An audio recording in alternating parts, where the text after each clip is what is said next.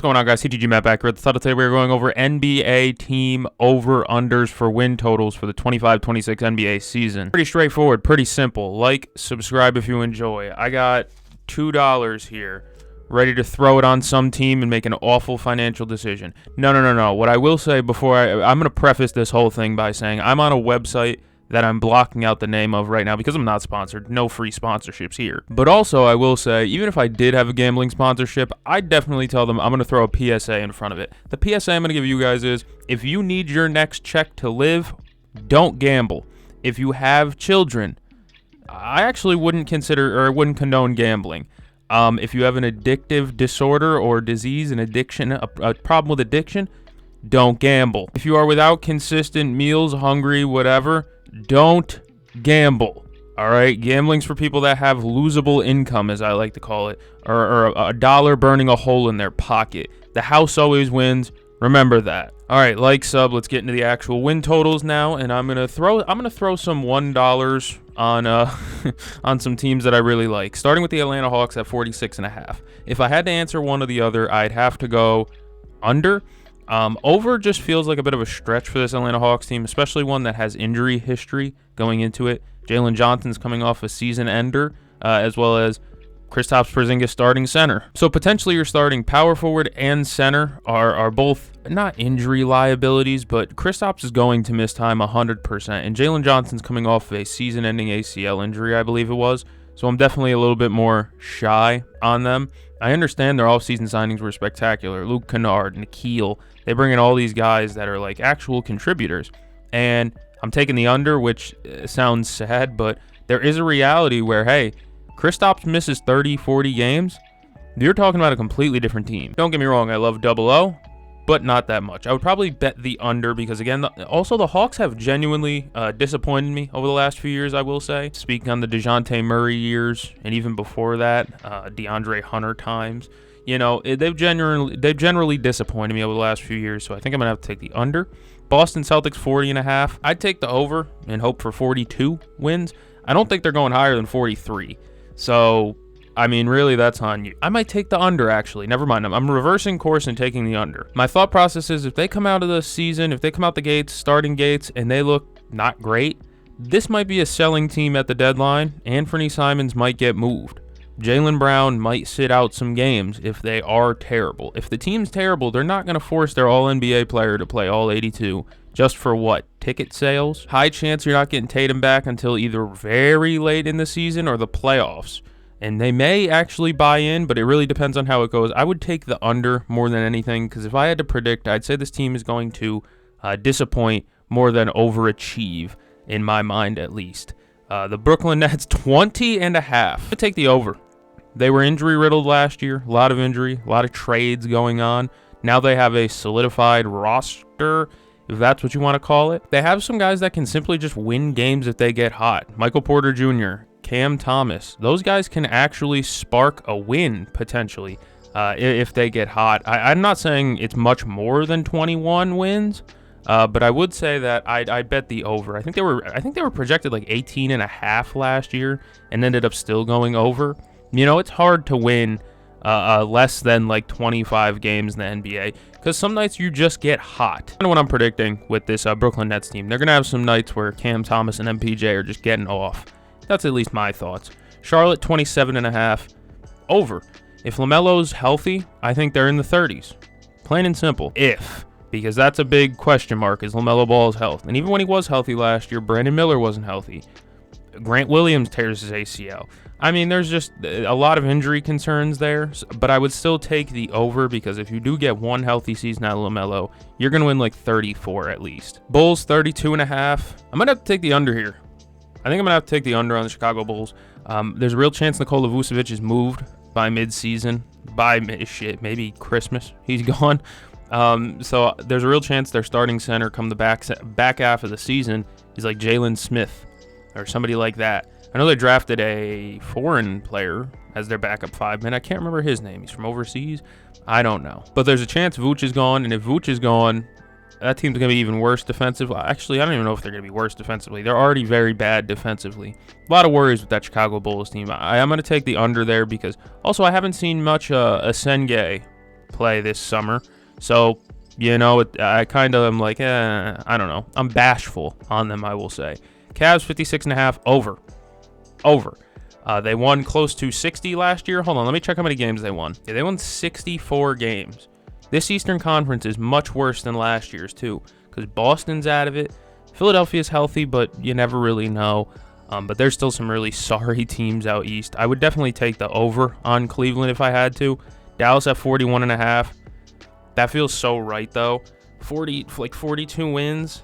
Do I think they could win more than 42 or 41 games? I'd have to take the under.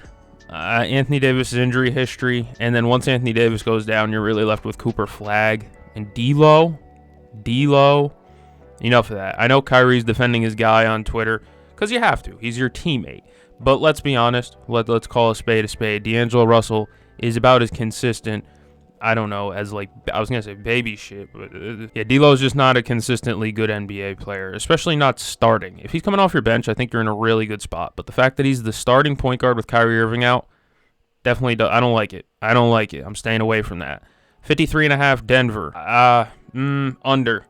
I'm going to be bold and say under. Why? West is deep. The West is really deep, man. 1 through 9, you're talking about the Thunder, the Clippers, the Mavericks are right there, but the Warriors, the Rockets, they got better this offseason too. The Lakers are definitely they're capable of stealing a game with Luka and Bron when Bron's healthy. But Luka at least is capable of stealing you wins. I would take the under here. I think that they're still championship contenders. This isn't me saying they're a bad team, but what I am saying is that the West is so tight and competitive. Hell, they could even drop a game to Phoenix if it's a bad night. One great Devin Booker game, and you know what I mean? There's too many variables, especially with how deep the West is. Like I said, Devin Booker is going to be leading an 11 seed. No shots. Well, it is shots at the Phoenix Suns, unfortunately. But you're talking about, even the bad teams in the West have spectacular players that can win you a game. You get my point. Detroit Pistons 45.5. I hate that. I don't hate it in that's too low, that's too many. I mean it as in that's right on the nose, because I don't think they could win much more than that. I really don't, which is insane because they have the same projection as the Warriors. That's nuts. That's a little nuts. I would go higher on the Warriors. Would I? Yeah, I would. I think internal development is something. I think it's something that they can definitely achieve this season. Podziemski, Post. They got some young guys that are definitely not great. Brandon Podziemski, I know he said he wants Curry and them to leave the franchise to him, but no, I don't know if you're carrying a franchise. But I like his thought. But in terms of the Pistons one, I'm taking the over. I think they're going to sign Malik Beasley back. Once you get Bees back, you're talking about a completely different team again. Warriors 45.5. I'll take it. I'll take the over. I think health-wise, there's worries health-wise. They are a little bit older of a team. Al Horford, Draymond, Steph, Jimmy, even Buddy's a little bit older now. This whole team is kind of old. But also, if you get a little bit of health out of them, they're closer to 50, I'd think. As we move on to the Rockets at 52.5, I don't like that. I think I'm going to take the under. Again, this is another team that's a really finals team, potentially, maybe. They have so much size, and that's what I kind of like about them. The fact that they could go small ball and put Jabari at the 5 or something like that. Or the fact that they could go really big and put KD at the 3. Hell, they could even go really big and go Amen Thompson at the 1, KD at the 2, Bari, Alpi, Steven Adams, Capella, whatever one. You have DFS you can mix in there too. Tari Eason you can mix in there. You know what? I'm actually kind of selling myself on the over. I think I sold myself on the over. You know what? Over on the Rockets. Take my dollar. 38.5. I'm taking the over. Rick Carlisle's a great coach. A terrific coach. And I think even without his excellent playmaker, his best player, I think that there's so much talent on the roster still. The main thing that worries me is no center play. They have no center play. Isaiah Jackson, if you watched him against Wembanyama last night, that was funny. Was that last night? Was that 2 days ago? I don't remember. But Wemby was giving him the work. Of course, that's Victor Wembanyama, though. He's giving everybody the work. But the center play definitely worries me. Jay Huff, he might get some starting run if Ijax isn't working out well. I don't know. I might talk myself into the... I don't know. Siakam can play a little bit of 5, I guess, in a small ball team. Yeah, I just think they can outrun a lot of teams. They still have their pace. If nothing else, without Halliburton, they still have the ability to run. Andrew Nembhard can get out and move. Benedict Mathurin on the fast break has looked terrific in preseason so far. Obi Toppin can still run. You know, they're still a mobile team. Siakam can get out on the break. Nesmith can get out on the break. They're still a mobile, fast team, and they can play up-paced and up-tempo, which I think gives me quite a lot of faith in them, especially with Rick Carlisle at the helm. And especially, I think Benedict Mathurin's going to have a really good year this year. Clippers 48.5. I'm taking the under. I still think they're in the playoffs, and I still think they are another finals competitor. But it's just health with this team. They're old. Chris Paul, he played all 82 last year. Shout out to Chris Paul. I'm not even going to criticize him. But like Bradley Beal, missed time last year. Kawhi Leonard, what the fuck is happening there? I don't know. You got Mark Cuban going on Pablo Torre's podcast and arguing with him. What timeline are we in? I still love T. Lue as a coach, but there's just so much. I guess there's a lot of talent on this roster. James Harden doesn't miss the playoffs. So this isn't me saying they're going to be like a play-in team. James Harden does not miss the playoffs, if you know James Harden. But I do think that there's just so many variables, and this team is just so old. And old doesn't necessarily mean fragile, but old does mean wear and tear quicker. I just think you got to project that Kawhi is going to miss games. That's kind of where it's at. Lakers, 47.5. I think that's another under. I just do. 47.5. It's just Luka and Bron. And Bron's hurt. His sciatica or whatever, he's getting old man injuries now. I heard my dad talk about his sciatica every once in a while. You know, Tiger Woods is getting his 7th back surgery. I don't know if you're a golf fan or not, but like you get to that age, that back starts to really go. I think without Bron, and on top of the fact that this team hasn't really been able to work together much. Preseason, you hear DeAndre Ayton talking about how he hasn't worked much with Luka or Bron in the offseason. He hasn't tapped in with them like at all. What are we doing? There's like no team chemistry there. I don't know. That's weird to me.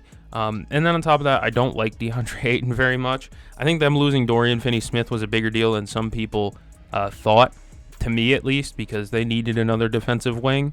I don't like the way the roster is constructed. I don't think this is the final constructed roster. I'd go lower. Memphis, I think this is fair, and I might even take the under again. I know this is doomer as hell, but like Jaren's going to miss time to start the year. John Morant struggled with injuries as well across his career so far. I don't know. I don't like that one. I think this is an over for the Miami Heat.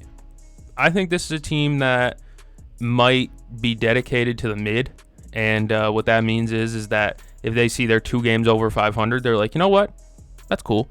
And if they're sellers, they're sellers. But at the same time, I like so many facets of this team, man. Point guard spot, you got a dog in Davion Mitchell. He's not perfect, and he's not the best point guard you'll ever see, but he gives a ton of effort defensively. At the 2, Hero, that's your scorer. I believe he's hurt right now. When he comes back, Wiggins, Norm Powell on the wing, that's pretty good. And then Kalel and Bam and Jovic. Jovic is starting. He got a big bag. I think there's a lot of room for improvement on this Miami Heat team. I think 40 is reasonable for them. I'd take the over there. That one feels like my most comfortable maybe. However, there is a chance that they're sellers at the deadline and they move Wiggins and Powell. That could happen. I don't know. But as for right now, as their roster is current constructed today, I really like it. Not like a championship, I really like it. But like I like it in terms of this is better than 38 wins. You know what I mean? Milwaukee Bucks 42.5. It's perfect. It's just perfect. This is what I mean when I say the house always wins, guys. Because this is just the perfect number right here.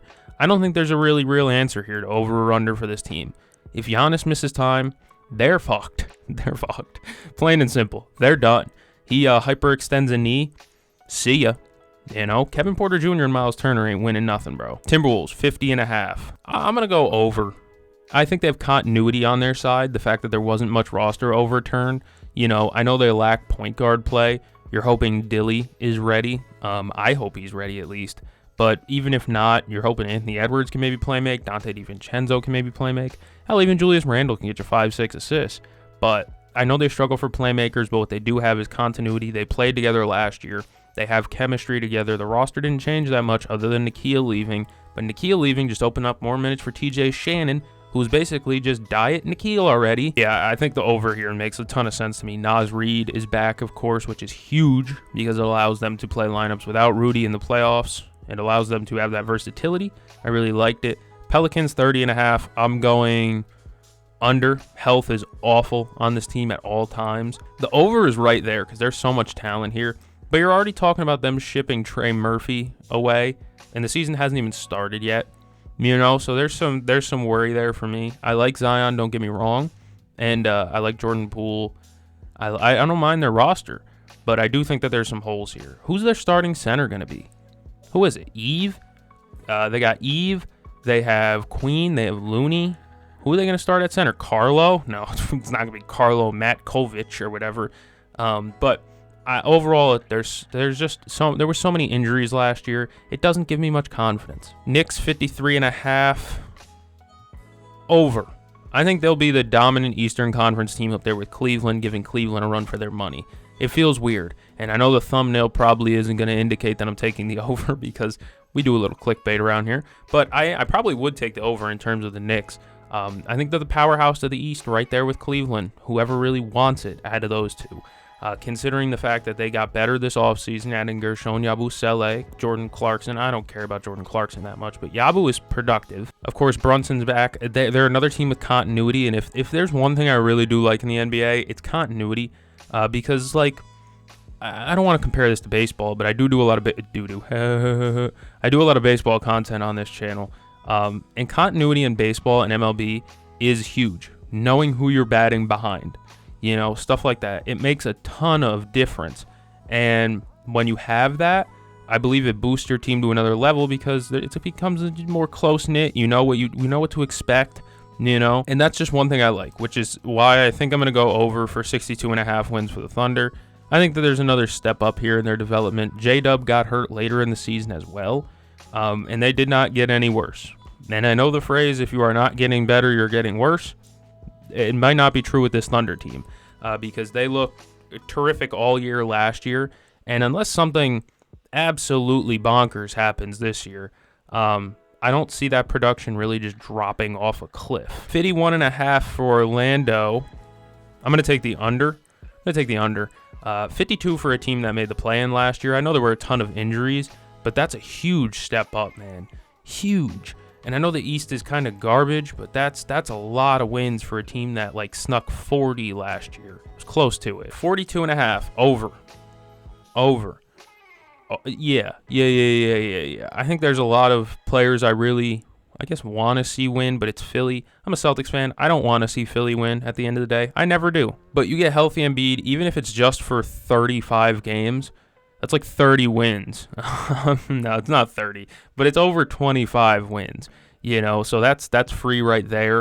And then on top of that, I think Paul George, there's no way he's just awful. There's no way he's just an awful player now. I know injuries may have taken a real toll on him, but I think he's healthy. McCain's already hurt, of course, but Maxi's back. Paul George is there. There's talent, and Nick Nurse is not an awful head coach. I think 42.5 is low side, especially when the Celtics are at 41. 31.5 under. I don't like the center play. Mark Williams. Nick Richards, I think, is there too. I don't like it. Kaman Malwak may be something, but as for right now, I think he's a little bit too raw as a prospect. He is a muscles man, and I love me a muscles man at center, a Jalen Duren type, but he's still very young.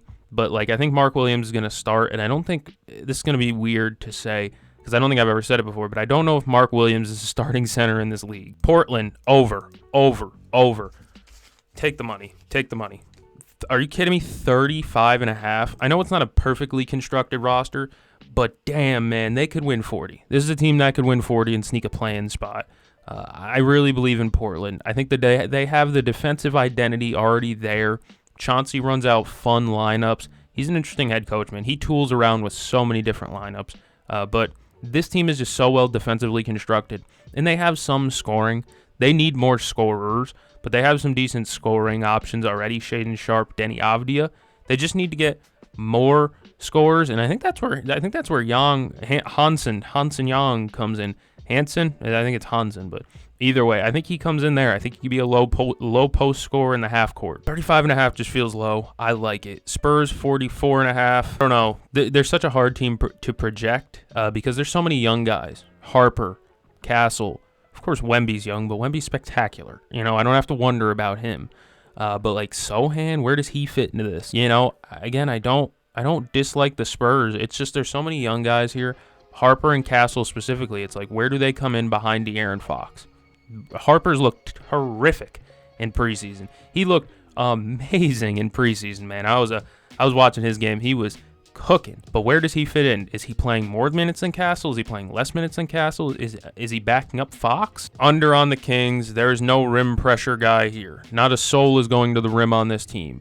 I love Keon Ellis, great 3-and-D point guard, but he's not getting rim pressures. Zach LaVine don't get rim pressures. DeMar DeRozan doesn't get rim pressures. Keegan Murray doesn't get rim pressures. Domantas Sabonis isn't. He's physical, but he doesn't score enough. His main objective isn't to score on the team. He just kind of gets offensive rebounds, and he'll score in the post occasionally, but nobody's really relying on Domantas Sabonis to be leading scorer. This is one of those teams where if their jump shooting is off, they're going to lose. They're just going to lose. If they can't draw fouls either, they're just going to lose. I don't like this team. Toronto Raptors over. 40 wins? Yeah, they can win 40. They just have a collection of talent. I keep saying it. They're not a team. They're a collection of talent. That's what the Raptors are right now. They're not really constructed in any specific way. There's not a defensive identity here, but it's also not a fast-paced team. It's also not a slow-paced team. I don't know what they do, but there's so many good individual players here that something they just got to figure it out. Whether RJ Barrett's the odd man out or not, don't know. But what I do know is with him on the roster, their current constructed starting lineup is like Quickly, Barrett, Ingram, Barnes, Pirtle. Not a ton of shooting, but overall, it's a fun lineup to think about. Yeah, I think 40 wins is reasonable. Utah, 18.5. Holy shit. That might be the lowest one I've seen. Brooklyn had a low one last year, but 18 over. Ace Bailey's the truth. This is not what I would put my money on. 18.5 is so low. It's so attainable, so achievable. There's guys on the Jazz that are actually good basketball players. I still think Keontae George can be a good player. One day, maybe. Backup point guard stuff, But otherwise than that, it's like Ace Bailey. I like Ace Bailey a lot, man. I hope he changes Utah up a lot. I hope Lauri Markkanen's an all-star again. Walker Kessler, offensive rebounding god, Walker Kessler. And then my favorite player on the roster, Bryce Sensabaugh. He can shoot. Shot 40% from three last year. I think that's the sneakiest 40% three-point shooter in the league last year. 100%. Wizards 21.5 over. I'm taking the over on the Wizards. 21.5. They have talent. McCollum, Middleton, Sarr, Coulibaly. They have talent. They have talent enough to win 24 games. It's not going to be a lot more than 21, but I think it's going to be 22 to 25 wins. I think that's reasonable. Let me know where you agree, disagree. What one would you be most comfortable putting your hard-earned money on? Talk to me down in the comments. We love engagement around here. Like, subscribe. Thank you for joining me. I'm going to catch the game. See you guys in the next one.